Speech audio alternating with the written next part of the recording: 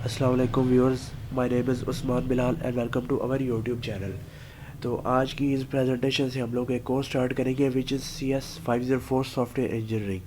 तो आज की इस प्रेजेंटेशन में जो पहला लेक्चर है मैं वो कंडक्ट करूँगा और साथ जो चीज़ इंपॉर्टेंट होगी from MCQs plus short plus long question answer के पॉइंट ऑफ व्यू से तो साथ साथ मैं मेंशन करता रहूँगा।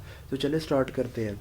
तो व्हाट इज़ सॉफ्टवेयर? तो सॉफ्टवेयर क्या है? जो भी हम लोग प्रोग्राम्स कंप्यूटर के लिए लिखते हैं उसको सॉफ्टवेयर कहते हैं। अब इसकी एग्जांपल जो है वो बहुत सारी एग्जांपल्स हैं। अब लाइक हम लोग जो सॉफ्टवेयर यूज़ कर रहे हैं, माइक्रोसॉफ्ट ऑफिस है, वो जो माइक्रोसॉफ्ट का प्रोडक्ट है, या VLC प्लेयर है, या गूगल क्रोम है, तो वो सारी सॉफ्टवेयर की एग्जांपल्स हैं। इसके अलावा जो हम लोग प्रोग्रामिंग करते हैं, जो प्रोग्राम्स बनाते हैं लाइक C या C++, जावा में दो नंबर्स को ऐड करने का प्रोग्राम हो गया, तो वो भी एक सॉफ्टवेयर ही होता है। तो अब वो क्या कह रहे हैं कि सॉफ्टवेयर जो है वो सिर्फ एक प्रोग्राम नहीं है, बट उसमें कुछ और भी चीज़ें हैं वो जो नीचे गिवन है। अब जो प्रोग्राम है, यानी जो दो नंबर्स को ऐड करने का हो गया, या VLC प्लेयर हो गया, या गूगल क्रोम हो गया, वो तो है ही है, बट डेटा यानी वो जो सॉफ्टवेयर है वो जिस डेटा पे काम करेगा। अब जिस तरह मैंने आपको एग्जांपल दी है कि जो हम लोग दो नंबर्स को ऐड करने का प्रोग्राम लिखते हैं, अब वो यानी वो दो नंबर्स को ऐड करेगा। अब उस प्रोग्राम के लिए डेटा क्या है? वो दो नंबर है। यानी वो डेटा यानी वो सॉफ्टवेयर जिस डेटा पे काम करेगा, प्लस डॉक्यूमेंटेशन, यानी डॉक्यूमेंटेशन में होता है ना, ये सॉफ्टवेयर की जो वर्किंग है वो होती है। तो ये तीन चीज़ों से मिलके जो है वो सॉफ्टवेयर बनता है। ये सॉफ्टवेयर में ये तीन चीज़ें होती हैं। तो अगेन ये एक MCQ आ सकता है कि सॉफ्टवेयर जो है वो किन चीज़ों का मजमू है। तो अगेन ये एक चीज़ इंपॉर्टेंट थी। उसके अलावा हम लोग आगे चलते हैं। Why it is important? तो इम्पोर्टेंस तो इसकी जो बहुत ज़्यादा है, क्योंकि हम लोग PCs या हम लोग मोबाइल फ़ोन्स यूज़ करते हैं, उसमें हम लोग ये जो सॉफ्टवेयर है इसके बगैर तो यूज़ कर ही नहीं सकते। अब PC की बात करूँ तो उसमें भी सॉफ्टवेयर जिसको हम लोग ऑपरेटिंग सिस्टम कहते हैं, is a system software. Mobile की बात करूँ तो उसमें जो है वो एंड्रॉयड जो होता है सॉफ्टवेयर होता है। अब यानी इसकी जो एप्लीकेशंस उन्होंने दी हुई है, यानी इंपॉर्टेंट जहाँ जहाँ पे यूज़ होता है दुनिया की हर फील्ड में जो है वो सॉफ्टवेयर यूज़ होता है। अब जो उन्होंने पहली जो उसकी एप्लीकेशन दी है वो बिज़नेस डिसीजन मेकिंग, यानी बिज़नेस को इन्हेंस करना हो, या बिज़नेस के अंदर जो एम्प्लॉयज़ हैं उनकी अटेंडेंस मार करनी हो, तो उसके लिए भी बायोमेट्रिक आजकल जो है वो लोग यूज़ करते हैं। इसके अलावा जो है जो एम्प्लॉयज़ हैं उनकी जो है अगर पे रोल जनरेट करनी हो तो उसके लिए भी। उसके अलावा जो मॉडर्न साइंटिफिक इन्वेस्टिगेशन या प्रॉब्लम सॉल्विंग के अंदर जो कॉम्प्लेक्स कैलकुलेशन है वो करने के लिए भी सॉफ्टवेयर का यूज़ होता है। ठीक है। उसके बाद जो गेम्स हैं वो भी जो है वो सॉफ्टवेयर से डिराइव है। उसके बाद जो एम्बेडेड सिस्टम्स हैं विच आर लिमिटेड फंक्शनैलिटी, जो है हमारे पास सिस्टम्स होते हैं या कंप्यूटर कह लें जिनमें माइक्रो कंट्रोलर होता है। कार्स होगी, टेलीविजन होगी, या जो माइक्रोवेव हो गया, या ऑटोमेटिक वॉशिंग मशीन होगी, तो ये उनमें होता है माइक्रो कंट्रोलर। तो उनमें भी सॉफ्टवेयर ही है। अब इंजीनियरिंग क्या है? अब उसकी उन्होंने इधर डेफिनेशन दी हुई है, यानी जो साइंटिफिक नॉलेज है उसको किसी प्रोडक्टिव या फ़ायदेमंद काम के लिए यूज़ करना, उसको इंजीनियरिंग कहते हैं। अब वो कह रहा है कि जो नेक्स्ट पॉइंट है वो ये है, difference between computer science and software engineering. अब इनमें क्या डिफरेंस है? अब ये जो पैराग्राफ है जिसको मैंने हाईलाइट किया है उसमें ये बता रहा है कि जो हमारे पास डिफरेंट फील्ड्स है, इलेक्ट्रिकल होगी या मैकेनिकल या सिविल होगी, ये बेस करती है फ़िज़िक्स पे। बजाते फिज़िक्स खुद एक जो है वो इंजीनियरिंग नहीं है, बट जो हम लोग क्या करते हैं बिल्डिंग्स बनाने में अगर हम फिज़िक्स का यूज़ करते हैं तो हम लोग उसको कहते हैं सिविल इंजीनियरिंग। इसी तरह जो हमारे पास कार्स है या इंजन है, इसको बनाने में हम फिज़िक्स का यूज़ करें तो उसको मैकेनिकल कहते हैं। इसी तरह इलेक्ट्रॉनिक इक्विपमेंट्स या जो हमारे पास प्रोडक्ट्स हैं उनको बनाने में अगर फिज़िक्स का यूज़ करते हैं तो उसको हम लोग कहते हैं जी इलेक्ट्रिक या इलेक्ट्रॉनिक इंजीनियरिंग। इसी तरह जो सॉफ्टवेयर यानी कंप्यूटर साइंस का जो नॉलेज है उसको हम लोग अगर यूज़ करें सॉफ्टवेयर की प्रोडक्शन में तो इस चीज़ को हम लोग कहते हैं सॉफ्टवेयर इंजीनियरिंग। तो ये जो लास्ट जो है लाइन जो है ये बता रही है, लिखा है this a process of utilising our knowledge of computer science in effective production of software systems. तो ये सॉफ्टवेयर जो है वो इंजीनियरिंग है। अब क्या आता है difference between software and other system. अब इनका डिफरेंस जो है वो भी बड़ा मेजर है। अब वो किस तरह के, जिस तरह हमारे पास इक्विपमेंट्स होते हैं या प्रोडक्ट्स होगी, टीवी हो गया, या हमारे पास जो कार होगी, यानी इनकी बात करूँ या इनके जो कंपोनेंट्स हैं तो उनका ना एक लाइफ टाइम होता है। यानी उस लाइफ टाइम के बाद या तो वो प्रॉपर फंक्शन ही नहीं करते या वो ख़राब हो जाते हैं। बट ये जो हमारे पास जो है सॉफ्टवेयर, ये लिखा हुआ है उधर, software does not wear out, but इनमें जो है ये सॉफ्टवेयर में ये जो वियर आउट का जो एलिमेंट है ये नहीं होता।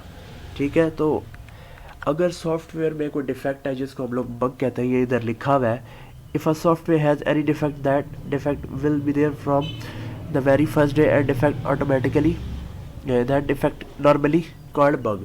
यानी अगर किसी सॉफ्टवेयर में कोई बग है या प्रॉब्लम है तो वो पहले दिन से, ऐसा नहीं हो सकता कि सॉफ्टवेयर यानी चलता चलता ख़राब हो जाए या वो माल फंक्शन कर जाए या 1 साल के बाद वो अपना काम छोड़ दे। तो एक ये डिफरेंस हो गया।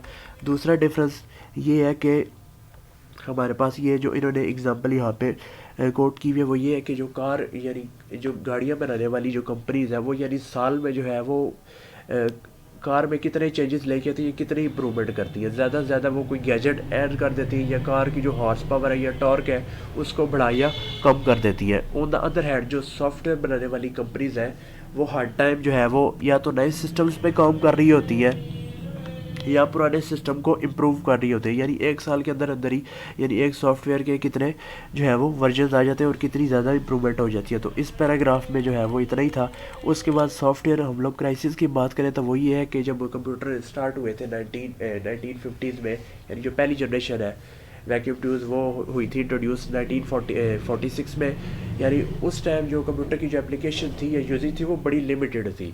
बट जब 1970s में या 60s में जब इम्प्रूवमेंट हुई, हार्डवेयर जो है वो बड़े पावरफुल और स्ट्रॉन्ग होने लग पड़े। अब उनके लिए जो हम लोग जो सॉफ्टवेयर जो है वो बनने लगे वो भी बड़े कॉम्प्लेक्स और पावरफुल थे। बट जो ओल्ड टेक्निक्स थी जो सॉफ्टवेयर बनाने के लिए यूज़ होती थी वो एप्लीकेबल नहीं थी इन जो है वो पावरफुल या बड़े सॉफ्टवेयर के लिए। तो इस चीज़ को कहते हैं सॉफ्टवेयर क्राइसिस। तो मैं एक दफ़ा रिपीट कर देता हूँ, यानी जो ओल्ड टेक्निक्स यूज़ होती थी वो एप्लीकेबल नहीं थी यानी बड़े और कॉम्प्लेक्स सॉफ्टवेयर बनाने के लिए। तो इसको कहा गया जी सॉफ्टवेयर क्राइसिस।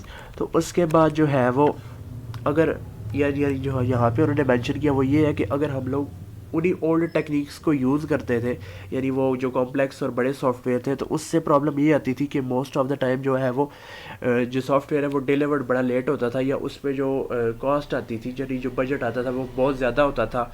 या उसके अलावा जो तीसरा उन्होंने बताया हुआ वो ये था कि यानी एक्सपेक्टेशन के जो वो अपोजिट जो है वो काम करता था। उसके बाद जो है यार ये जो प्रॉब्लम थी सॉफ्टवेयर क्राइसिस की, इसको जो है वो कोइंड जो है वो 1960s में किया गया। उसके बाद जो सॉफ्टवेयर की जो डेफिनेशन है वो IEEE ने इंट्रोड्यूस कराई। तो इसका भी लिखा हुआ है IEEE क्या है कि एक जो है वो ऑर्गेनाइजेशन है जो कंप्यूटर साइंस से रिलेटेड इश्यूज जो है वो उनको रिजॉल्व करती है या जो है वो स्टैंडर्ड इंट्रोड्यूस करती है। तो ये जो डेफिनेशंस उन्होंने दी हुई है उसका जो है आपको जो वो इजी वर्जन है वो आपको इधर नीचे उन्होंने दिया हुआ है। यार ये जो लाइट हाईलाइट हुआ है वो ये कह रहा है कि software engineering is not just about writing code. ठीक है। उसके बाद जो सॉफ्टवेयर इंजीनियरिंग की जो डेफिनेशन है वो ये लिखी हुई है। यानी सॉफ्टवेयर इंजीनियरिंग क्या है, यानी हर वो चीज़ें यानी हर वो कंपोनेंट या हर वो चीज़ जो सॉफ्टवेयर की प्रोडक्शन में यूज़ हो रही है उसको सॉफ्टवेयर इंजीनियरिंग कहते हैं। तो ये उन्होंने लिखा हुआ है software engineering the set of processes and tools to develop software. Software engineering is a combination of all tools, techniques and processes that are used in the software production. In software की production में जो tools techniques यानी लोग भी उसमें use हो रहे हैं, यानी लोगों की एफर्ट भी बजट भी यूज़ हो रहा है। उसके बाद वो लोग जो बनवाना चाह रहे हैं वो भी सॉफ्टवेयर इंजीनियरिंग का हिस्सा है। तो ये उन्होंने नीचे बताई हुई है ये जो इसमें टूल्स और टेक्निक्स जो यूज़ होती है सॉफ्टवेयर इंजीनियरिंग में। उसके अलावा जो है वेल इंजीनियर्ड सॉफ्टवेयर यानी एक जो अच्छा सॉफ्टवेयर है उसके कैरेक्टरिस्टिक्स क्या है, वो क्या है जी, वो रिलायबल होता है यानी ट्रस्टवर्थी होता है, उसका जो यूज़र इंटरफेस है वो अच्छा होता है यानी उसकी परफॉर्मेंस अच्छी होती है, उसकी जो क्वालिटी है वो अच्छी होती है और वो कॉस्ट एफिशिएंट होता है। उसके अलावा बैलेंसिंग एक्ट क्या होता है, अब जो सॉफ्टवेयर है सॉफ्टवेयर इंजीनियरिंग है वो एक बैलेंसिंग एक्ट है। ठीक है। अब यानी बहुत सारी रिक्वायरमेंट होती है यानी जो सॉफ्टवेयर बनवाते हैं उनकी होती है कि जो है वो कॉस्ट एफिशिएंट हो, उसका जो यूज़र इंटरफेस है वो यूज़र फ्रेंडली हो, वो एफिशिएंट हो, उसके बाद वो रिलायबल हो। बट ये जो सारी चीज़ें हैं ना यानी ये जो सारी रिक्वायरमेंट्स हैं, ठीक है, इनके दरमियान ना ट्रेड ऑफ होती है यानी गिव एंड टेक होती है। यानी कह सकते हैं कि कुछ पाने के लिए ना कुछ खोना पड़ता है यानी कुछ ना कुछ कॉम्प्रोमाइज़ करना पड़ता है। तो इसकी जो एग्जांपल है वो ये जो मैंने दूसरा पैराग्राफ हाईलाइट किया उसमें लिखा हुआ है कि अगर जो है हम लोग उसकी जो है जो यूज़र फ्रेंडलीनेस है यानी जो यूज़र इंटरफेस है अगर उसको ज़्यादा अच्छा बनाएंगे तो उसकी जो एफिशिएंसी है वो हो सकता है वो कम हो जाए या डिग्रेड हो जाए। इसी तरह अगर हम उसको कॉस्ट इफेक्टिव बनाएं यानी कम पैसों में अगर उसे बनाने की कोशिश करे तो हो सकता है जो उसकी जो रिलायबिलिटी है तो वो जो है वो जो वाला फैक्टर है वो कम हो जाए। उसके बाद ये जो कुछ ऐसे जो रिक्वायरमेंट्स है, ये जो कुछ ऐसे फैक्टर्स हैं जो जिनमें क्लैश आता है, ये जो कॉन्फ्लिक्टिंग होती है, जिस तरह ये कॉस्ट वर्सेस एफिशिएंसी है, यानी कॉस्ट को अगर आप कम करोगे तो वो इम्पैक्ट इफेक्ट करेगी एफिशिएंसी को, वो कम हो सकती है। इसी तरह कॉस्ट वर्सेस रिलायबिलिटी है, एफिशिएंसी वर्सेस यूज़र फ्रेंडलीनेस या यूज़र इंटरफेस है, तो ये है। तो उसके बाद आ जाता है लॉ ऑफ डिमिनिशिंग रिटर्न। अब इसमें जो उन्होंने एग्जांपल दिया वो ये है कि अगर हम लोग, वो एक मुहावरा है ना कि जितना गुड़ डालेंगे उतना मीठा होगा, बट अगर हम लोग पानी में गुड़ डालें यानी एक हद तक, एक लिमिट तक, जिसको हम लोग सेचुरेशन जो है वो पॉइंट कहते हैं, तो उसमें जो मिठास है वो यानी बढ़ती नहीं है, वो रुक जाती है, उसमें जो मिठास है वो कम हो जाती है। इसी तरह अगर जो सॉफ्टवेयर है यानी उनमें अगर हमने यानी सॉफ्टवेयर जो इंडस्ट्री यानी सॉफ्टवेयर प्रोडक्शन में जो हम लोग यानी सर्टन एक्टिविटीज़ परफॉर्म करते हैं, लाइक उसकी क्वालिटी को इम्प्रूव करना, ठीक है, उसका जो यूज़र इंटरफेस है उसको फ्रेंडली करना, उसकी क्वालिटी या उसकी जो परफॉर्मेंस है उनको इन्हेंस करना, इन सारी एक्टिविटीज़ के साथ एक जो है वो कॉस्ट का जो एलिमेंट है वो जो है वो कॉस्ट का भी फैक्टर आता है या कॉस्ट भी लगती है उसके साथ। तो अगर हम इन चीज़ों को भी यानी अगर क्वालिटी उसकी डी ग्रेड हो रही है तो हम उसको यानी कुछ पैसे इन्वेस्ट करके उसको इंक्रीज़ कर सकते हैं, बट अगेन वही बात आ जाती है यानी एक सर्टन पॉइंट तक। तो ये जो नीचे डायग्राम है वो भी ये शो कर रही है कि यानी जो कॉस्ट है वो इंक्रीज़ करने से जो बेनिफिट है या उस चीज़ का जो रिटर्न है वो एक यानी एक ऑर्डर तक यानी एक लिमिट तक ही मिलता है, उसके बाद जो है वो रिड्यूस होना शुरू हो जाता है। तो ये पैराग्राफ में मेंशन है, ठीक है। उसके बाद आ जाते हैं हम लोग यानी ये वो सर्टन एक्टिविटीज़ हैं जो कि यानी सॉफ्टवेयर की प्रोडक्शन में यूज़ होती है। उसके बाद जो नीचे लिखा हुआ है Fred book is a renowned software engineer, वो एक सॉफ्टवेयर इंजीनियर थे, तो उन्होंने एक बुक लिखी जिसका नाम था अ मिथिकल मैन मंथ। तो उस बुक में उनके कुछ आर्टिकल्स था, यानी उनके आर्टिकल्स का ये कलेक्शन थी बुक। तो उनका एक जो है वो आर्टिकल था नो सिल्वर बुलेट। अब ये जो आर्टिकल है इसकी जो समरी वो ये लिखी हुई है, यानी सॉफ्टवेयर इंजीनियरिंग क्या है, यानी एक डिसिप्लिन, सिस्टमेटिक और ऑर्गेनाइज्ड अप्रोच को यूज़ करना यानी सॉफ्टवेयर की प्रोडक्शन में। तो इस चीज़ को हम लोग सॉफ्टवेयर इंजीनियरिंग कहते हैं। तो ये था फर्स्ट लेक्चर। तो मैं उम्मीद करता हूँ आपको ये पसंद आया होगा। अगर आपको ये पसंद आया तो काइंडली हमारे चैनल को सब्सक्राइब करें, इस वीडियो को लाइक शेयर करें। Thank you.